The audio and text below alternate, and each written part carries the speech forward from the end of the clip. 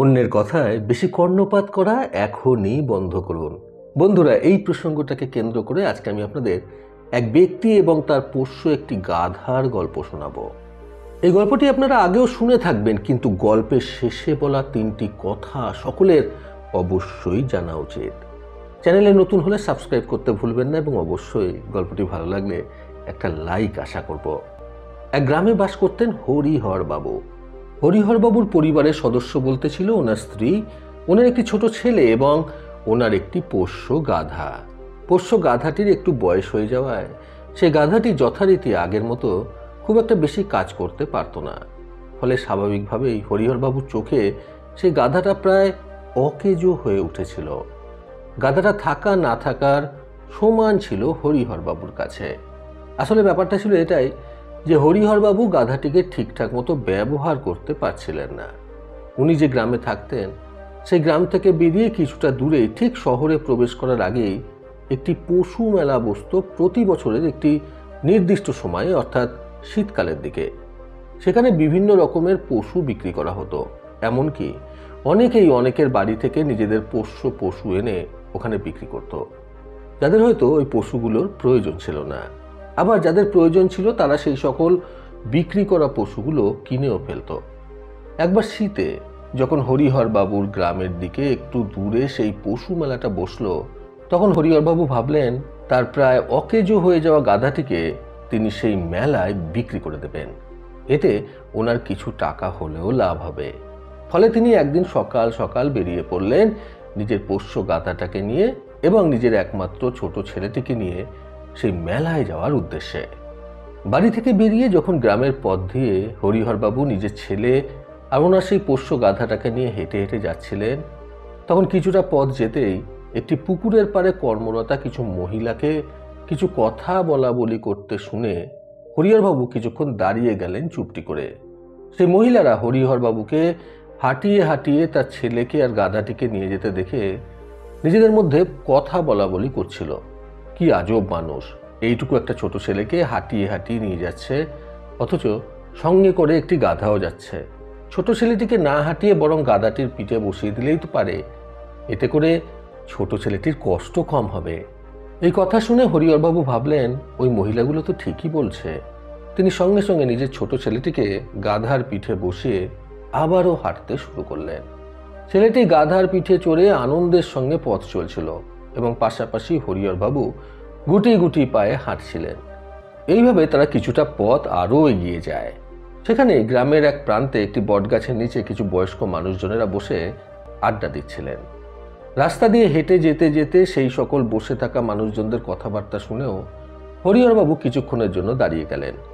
কারণ সে বটগাছের নিচে বসে আড্ডা দেওয়া বয়স্ক মানুষগুলো হরিহরবাবুকে দেখে এবং ছোট ছেলেটিকে গাধার পিঠে করে বসে যেতে দেখে নিজেদের মধ্যে বলা বলি করতে লাগলো। এই বাচ্চা ছেলেটির কোনো বিবেক বুদ্ধি নেই, নিজের বাবাকে ন্যূনতম সম্মানটুকু করে না, যার কারণে বয়স্ক বাবাকে হাঁটিয়ে হাঁটিয়ে নিয়ে যাচ্ছে এবং নিজে আরাম করে গাধার পিঠে চড়ে চলে যাচ্ছে। এই কথা শুনে হরিহরবাবুর মনে হলো এই মানুষগুলো তো ঠিকই বলছে, আমার ছেলের তো উচিত আমাকে সম্মান করা। ফলে এই কথা শুনে হরিহরবাবু গাধার পিঠ থেকে নিজের ছেলেকে নামিয়ে নিজে বরং গাধার পিঠে বসে পড়লেন এবং আনন্দের সঙ্গে পথ চলতে শুরু করলেন।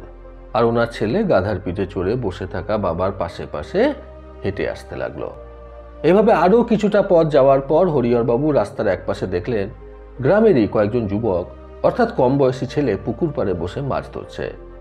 হরিহরবাবুকে গাধার পিঠে চড়ে যেতে দেখে সেই ছেলেগুলো হাসাহাসি করতে লাগলো এবং হাসাহাসি করে নিজেদের মধ্যে বলতে লাগলো, মানুষটা কি অদ্ভুত, নিজে কত আরাম করে গাধার পিঠে চড়ে যাচ্ছে আর ছোট ছেলেটিকে হাঁটিয়ে হাঁটিয়ে নিয়ে যাচ্ছে।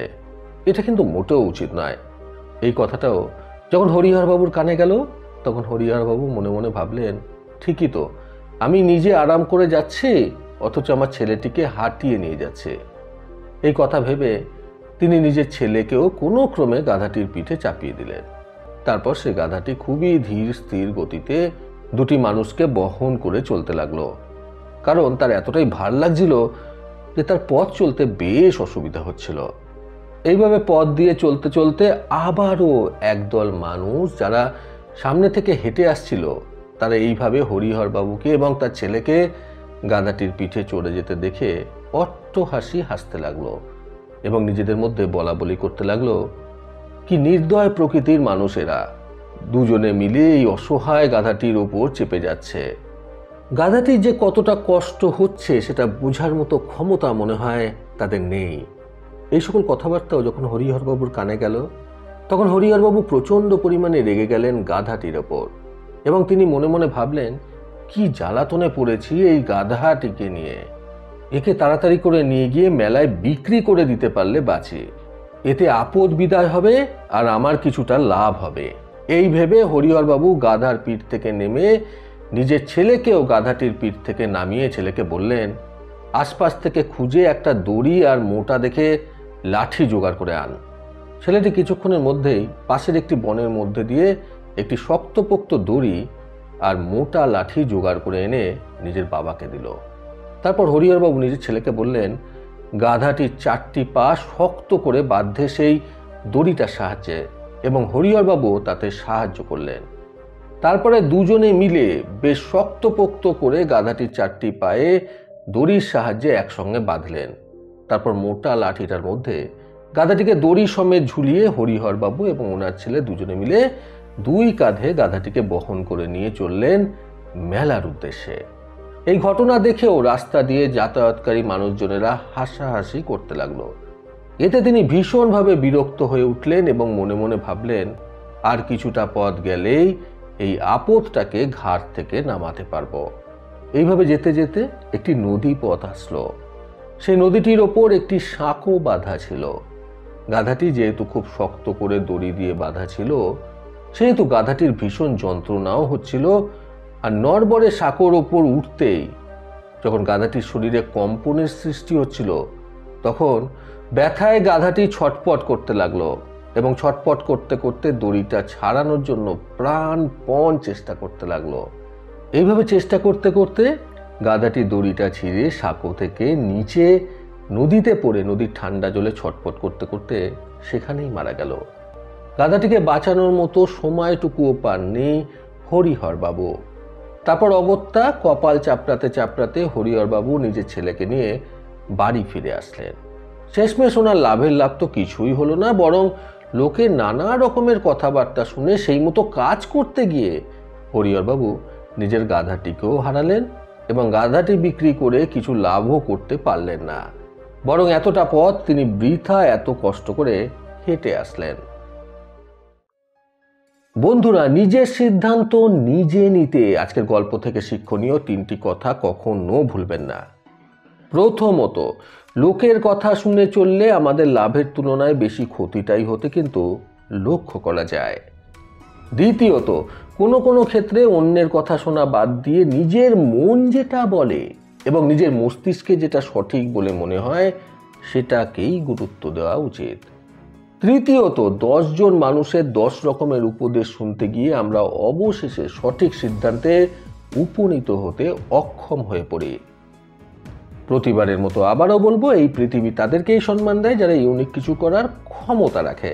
সকলে সুস্থ এবং সুন্দর জীবন কামনায় প্রকৃত জীবন থেকে আমি সন্তু চক্রবর্তী আবার আসবো আগামীকাল নতুন সুন্দর শিক্ষণীয় একটি ছোট গল্পের সাথে। ভালো শুনুন, ভালো থাকুন। ধন্যবাদ।